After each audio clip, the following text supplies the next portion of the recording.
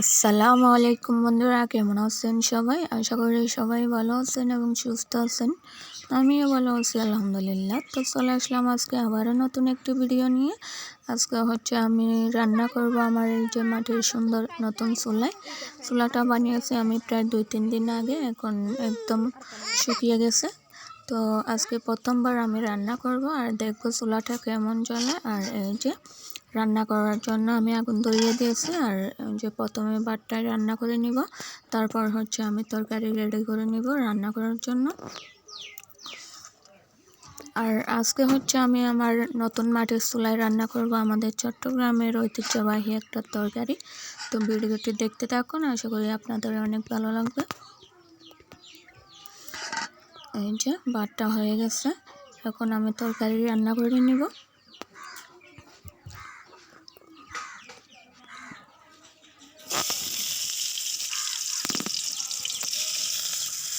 যে তরকারিটা রান্না করার জন্য এখানে আমি তেল গরম করে নিয়েছি। তারপর পেঁয়াজ, মরিচ, হলুদ, মরিচ সব মশলা একসাথে কষিয়ে নিব।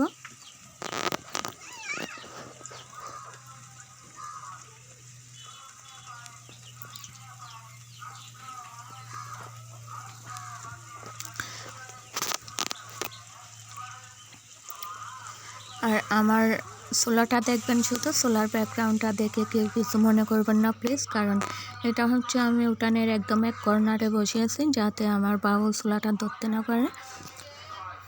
আর এই যে আমাদের চট্টগ্রামের মানুষের স্পেশাল একটি তরকারি এটা।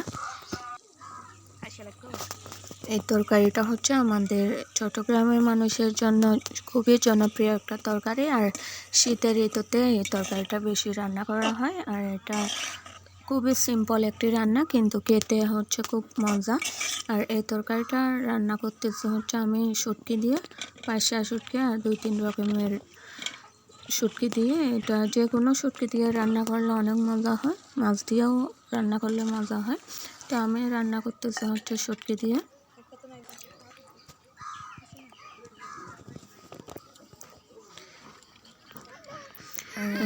শিমের বিচি, আমরা তো আমাদের ভাষায় বলি হাঁসা বিচি আর বেগুন দিয়ে একসাথে রান্না।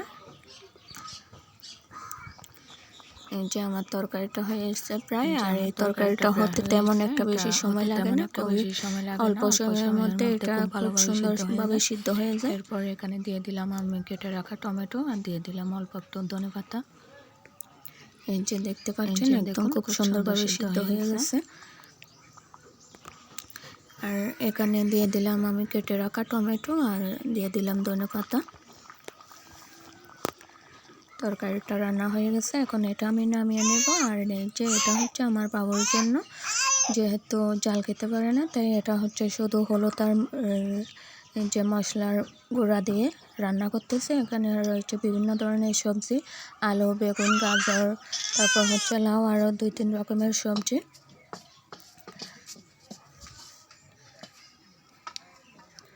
তারপর রান্না করব আমি মুরগির পা, গিলা, কলিজা, পাখনা, এগুলা দিয়ে আমরা অল্প একটু লাউ রান্না করব। ছোট্ট একটা লাউ আনছিলাম ক্ষেতের থেকে, লাউটা রান্না করব। আর আমাদের চট্টগ্রামের মানুষের মুরগি রান্না আলাদা। আমরা সলিড মাংসের সাথে মুরগির পাখনা, পা এগুলা দেয় না, অনেকে দেখি এভাবে রান্না করে, কিন্তু আমরা সলিড মাংস একসাথে রান্না করি। তারপর মুরগির পাখনা, গিলা, কলিজা এগুলো অন্য একটা তরকারি দিয়ে রান্না করি।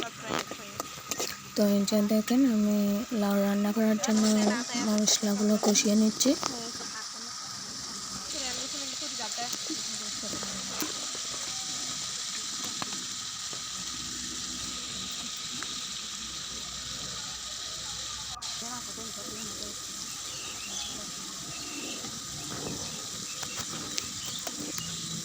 একসময় লাউ তরকারি তেমন একটা পছন্দ করতাম না, আর এখন যেভাবে রান্না করি খেতে খুব ভালো লাগে। মাছ, মাংস যেটা দিয়ে রান্না করা হয় না কেন, আর ক্ষেতের লাউ অনেক মজা।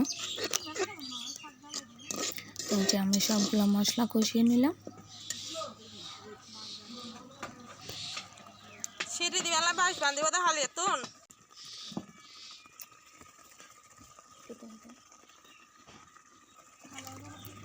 কষানোর পরে যে মুরগির হাড্ডিগুলো দিয়ে দিলাম।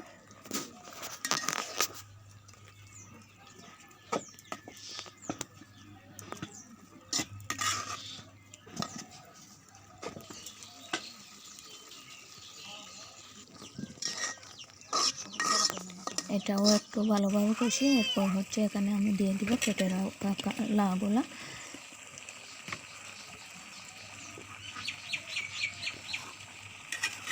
বুড়া দিন তো তারা ঘরে দুয়ারে না জ্বালায়, বুড়া দিন চলে আসে একদিন গলা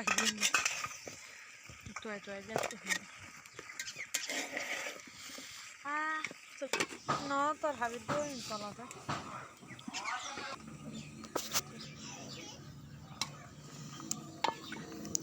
যে লাউ তরকারিটা 5 মিনিটের মতো ভালোভাবে কষিয়ে এরপর এখানে হচ্ছে আমি জল দিয়ে দিলাম আর দিয়ে দিব হচ্ছে ধনেপাতা আর কয়েকটা কাঁচামরিচ।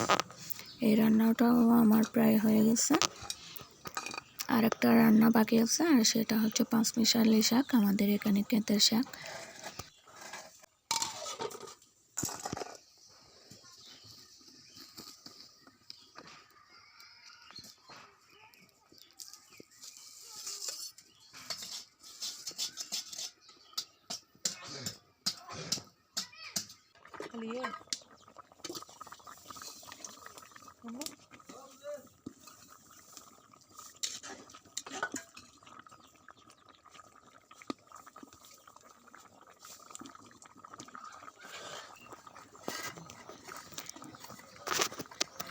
এই যে হয়ে গেছে আমার লাউয়ের তরকারি। তারপর হচ্ছে আমি রান্না করে নেব শাক।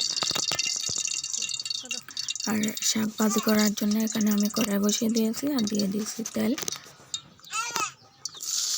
আমরা শাকটা রান্না করি খুবই সিম্পলভাবে, আর এইভাবেই রান্না করলে যেন মনে হয় শাকের গুণাগুণটা একদমই ঠিক থাকে। 2-1টা রসুনের কোয়া দিয়ে আমি শাকটা ভেজে নিব।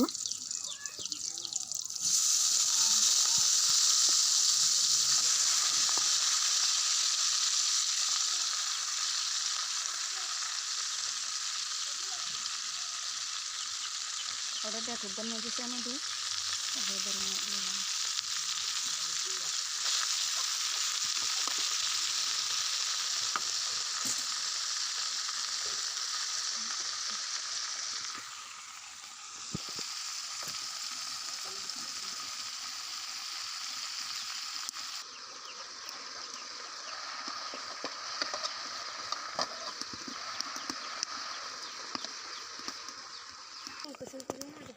ভিতরে হতে কুসুম কুসুম অনেকে পানি ডোয়ালে এদিকে পানি গরম পানি করছি আবার একটা কুসুম পানি দিয়ে